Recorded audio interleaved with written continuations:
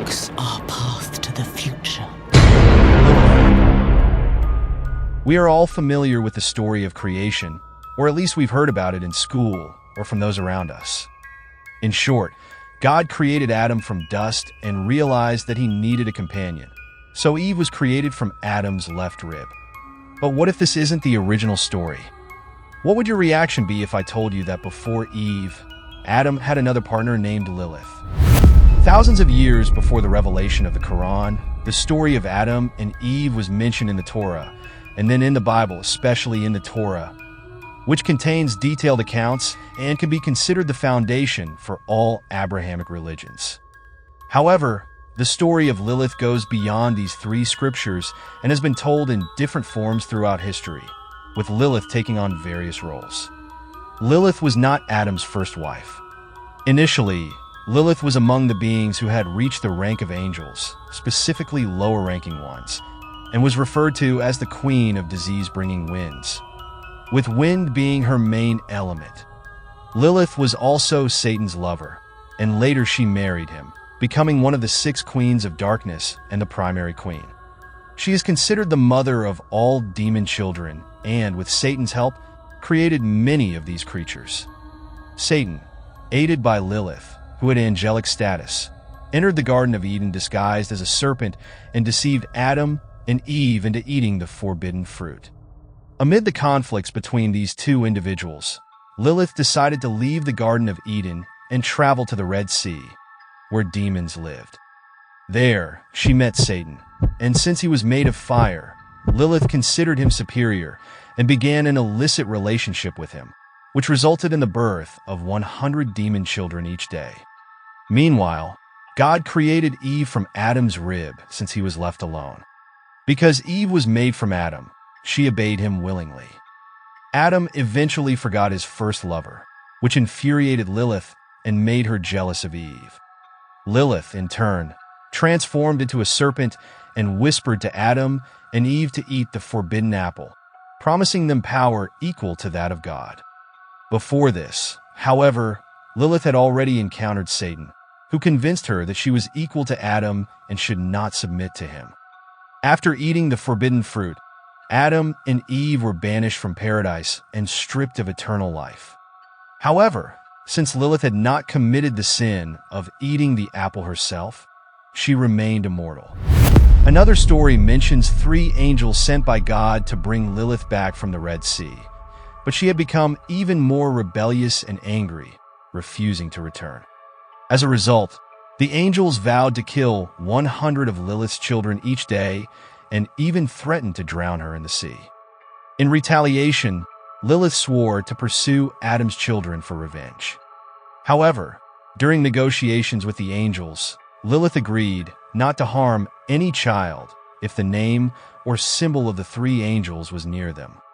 This led to the practice of placing protective talismans near infants in ancient times, along with specific prayers. Even today, in Iran, infants are not left alone for the first 40 days, and safety measures like attaching pins to their clothes or placing a Quran nearby are still practiced. Though many other legends exist about the kidnapping of children, such as the Iranian figure Al, which doesn't mention Lilith directly, the origin of all these child-targeting legends traces back to Lilith. In Hebrew civilization, a prayer was recited over children, which included the phrase Lilith Abai, meaning Lilith, go away, a phrase that eventually turned into the common practice of lullabies. Hence, the English word lullaby is derived from this.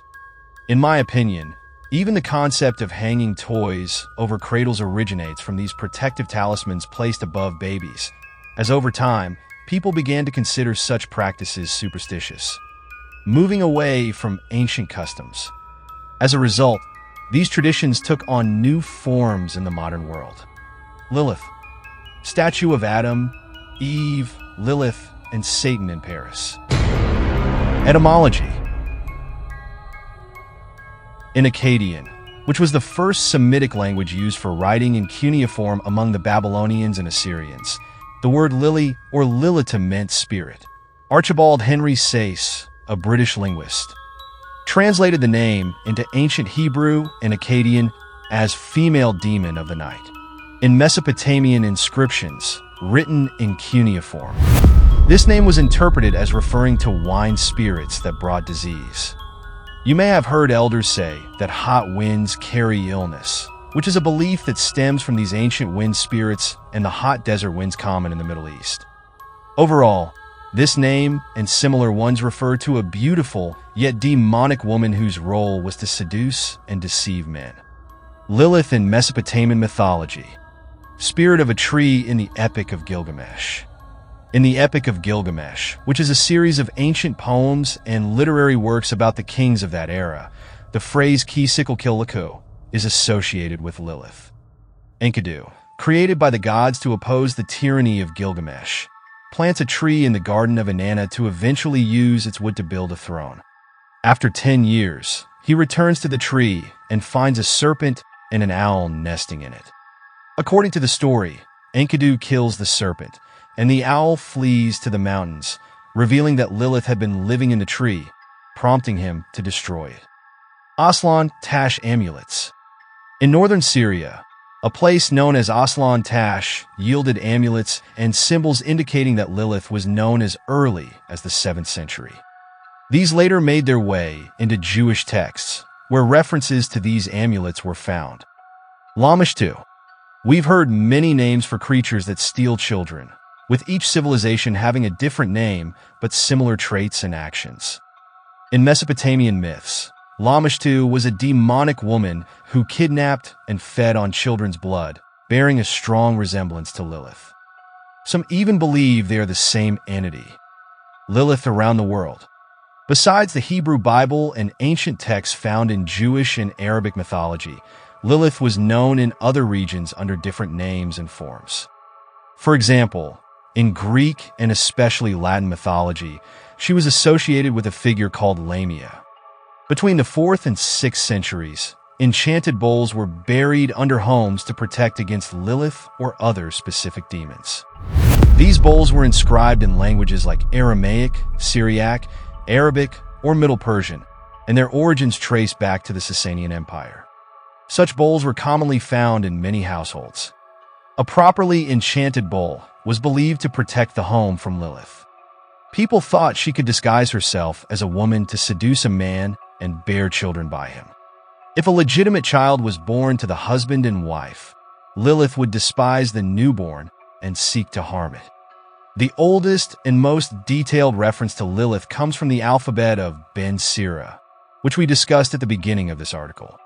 Additionally, there are depictions of necklaces inscribed with the names of the 3 angels, Sinoi, Sansano, and Samanjaloth, worn by children. This refers to Lilith's vow that if she saw these names, she would not harm the child. In Turkish folklore, there is a mythical creature called Al-Nene Sisi that comes after newborn children, bearing a strong resemblance to Lilith. If we trace the roots of this myth, it has older origins in ancient Middle Eastern mythology, particularly in what is now Iraq. Lilith was seen as a goddess of storms, disease, and death, or as a promiscuous woman who seduced men.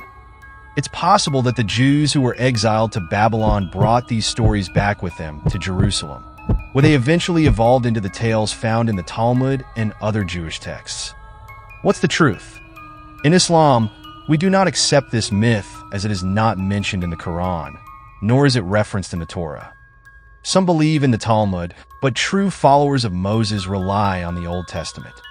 In the Bible, Lilith is only indirectly referenced once, and Christians also accept the Torah alongside the Bible.